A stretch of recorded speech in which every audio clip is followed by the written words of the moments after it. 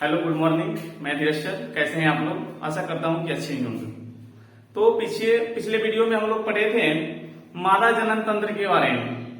आज का टॉपिक है यानी कि मेल रिप्रोडक्टिव ऑर्गन्स, यानी कि नर जनन अंग के बारे में हम लोग जानेंगे कि नर जनन अंग होती क्या है।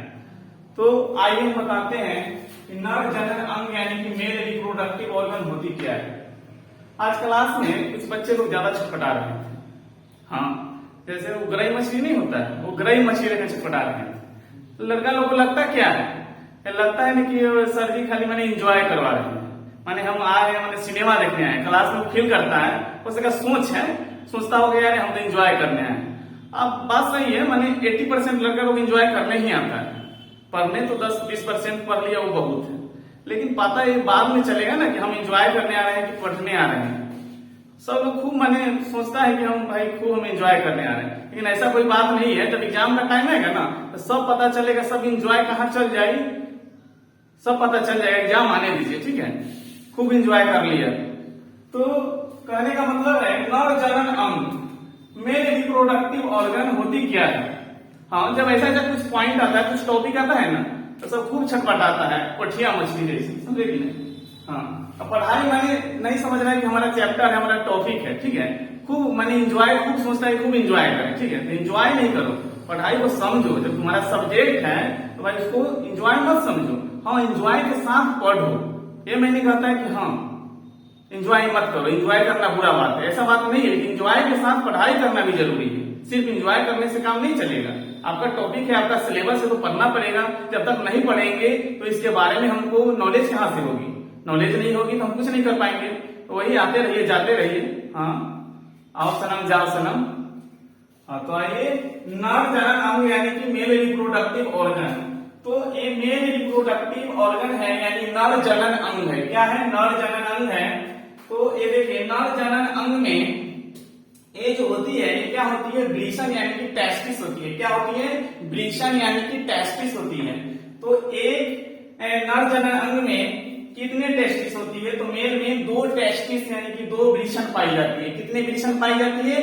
2 वृषण यानी 2 टेस्टिस पाई जाती है।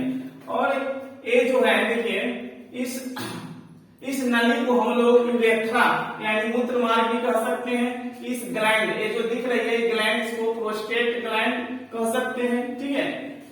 और ये जो दिख रही है इसको सेमिनल वेसिकल यानी शुक्राशय कहते हैं। इसको क्या कहते हैं? सेमिनल वेसिकल यानी कि शुक्राशय।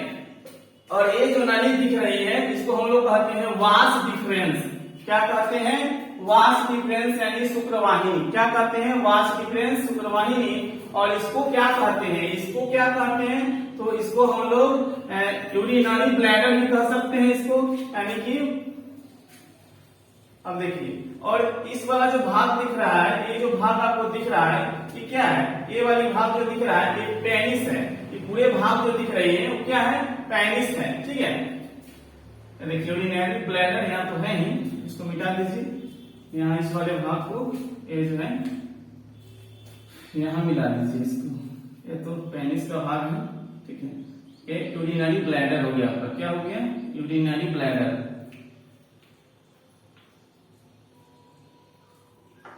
ये जो हो गया आपका क्या हो गया? यूरिनरी ब्लैडर यानी मूत्र मार्ग हो गया।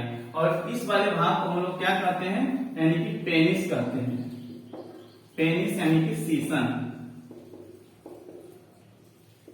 ये वाला भाग जो होती है क्या होती है? पेनिस यानी सीसन कह रहा थी। ये जो लंबा सा भाग होता है वो क्या होता है? सीसन यानी कि पेनिस होती है, ठीक है।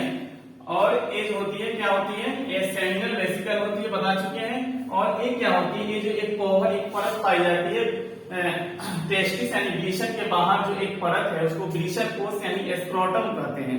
ये जो होती है ताप नियामक भी कह सकते हैं, ठीक है। इसको क्या कहते हैं? ताप नियामक, ठीक है। तो इसको सुरक्षा प्रदान करती है, ठीक है। जैसे कैसे गैस का रेगुलेटर होता है, उसी तरह ये जो है इसका ताप नियामक है। ताप से इसको माने इसको कंट्रोल करता है, ठीक है। कंट्रोल करने का काम करता है वृषण कोश। और देखिए यहाँ इसको हम क्या कहते हैं? इपिडिडिमिस कहते हैं। इपिडिडिमिस यानी अधिवृषण, मानी एक नली है जो वृषण के ऊपर से एक नली, इसका आकार होती है कुंडलित यानी कोमा की तरह होती है, ठीक है। इसको हम लोग कहते हैं अधिवृषण। क्या कहते हैं?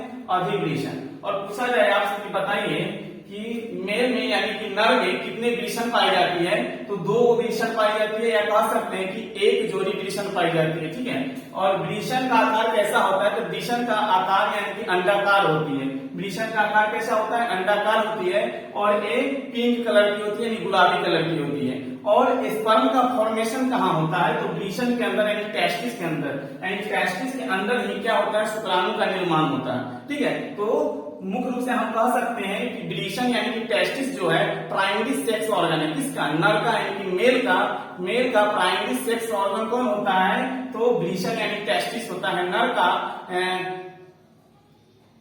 प्राइमरी सेक्स ऑर्गन कौन होता है, तो टेस्टिस होता है। क्यों होता है, क्योंकि टेस्टिस के अंदर ही स्पर्म का फॉर्मेशन होता है, शुक्राणु बनता है।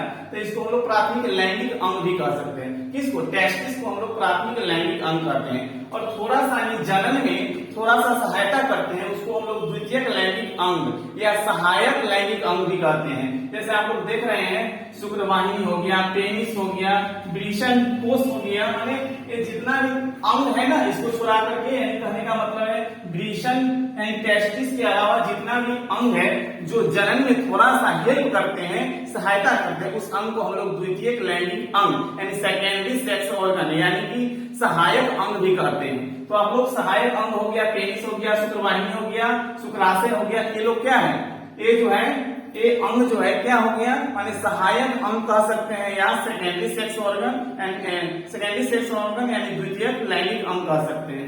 ठीक है, तो इसमें फॉर्मेशन होता है, स्पर्म का शुक्राणु का फॉर्मेशन होता है। और ये कब होता है फॉर्मेशन, तो हम बता चुके हैं, इसके नर के बारे में बताए थे और मादा के बारे में बताए कि इसमें फॉर्मेशन की प्रक्रिया कब होने लगती है, यानी कि वायु में जो है स्पर्म कम बनता है।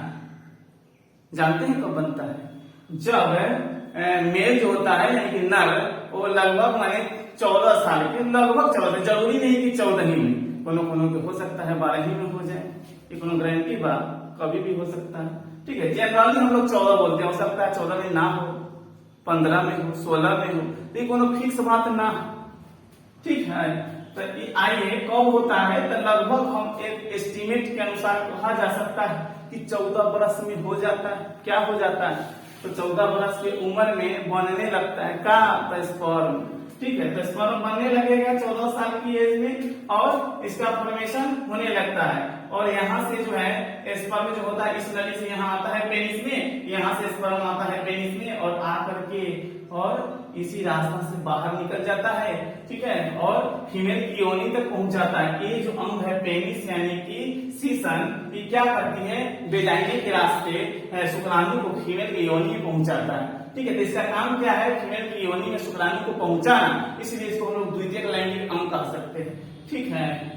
ठीक है, तो फिर मिलते हैं अगले वीडियो में।